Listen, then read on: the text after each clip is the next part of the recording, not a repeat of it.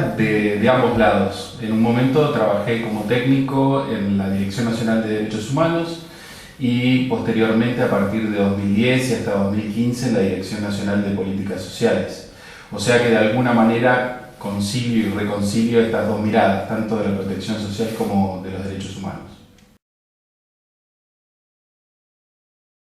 Tanto la protección social como los derechos humanos tienen mucho para dialogar entre sí. Por un lado, los derechos humanos de alguna manera sabemos que son interdependientes y que son indivisibles, y por tanto la consagración de los derechos económicos, sociales y culturales también es una garantía para con los derechos civiles y políticos, de esta manera integrada.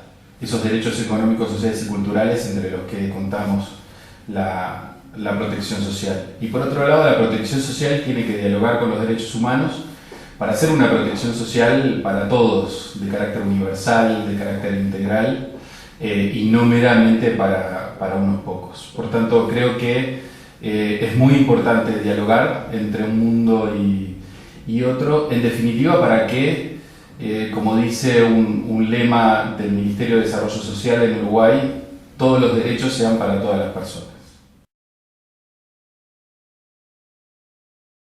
Nosotros trabajamos diversas áreas desde la Dirección de Políticas Sociales, pero bueno, una de las áreas más importantes ha sido la de los derechos de las personas LGBT, lesbianas, gays, bisexuales y trans.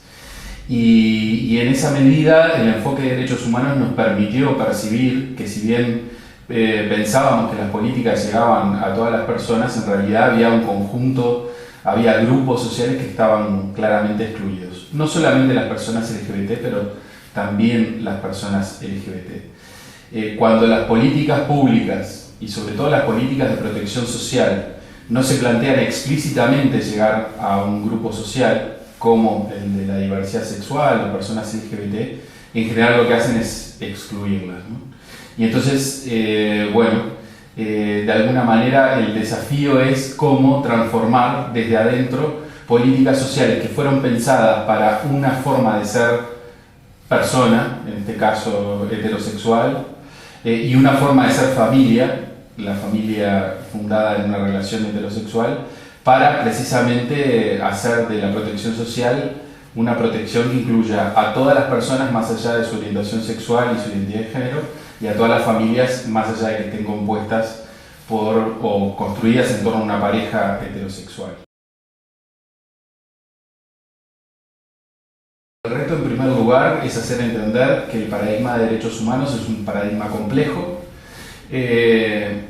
elaborado, que toma y que se funda claramente en declaraciones, tratados y pactos, pero que suponen la elaboración de un conjunto de expertos, de debates, de participación de las organizaciones sociales, de debate también con los Estados miembros, que de alguna manera son una guía útil, efectiva para la construcción de políticas públicas. Yo creo que todavía hay un desconocimiento importante por parte de los tomadores de decisiones de qué es el paradigma de derechos humanos.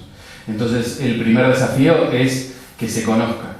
El segundo desafío es encontrar diseños de política adecuados para responder a ese paradigma. En el caso de los derechos LGBT tuvimos que casi que elaborar de cero propuestas de rediseño de los programas para poder acercarlos a esta visión de derechos humanos e inclusiva de las personas LGBT. La oportunidad es en realidad la que mencioné anteriormente, de avanzar en una protección social inclusiva, universal, que incluya la diversidad y que de alguna manera refleje esta idea de que nadie queda atrás.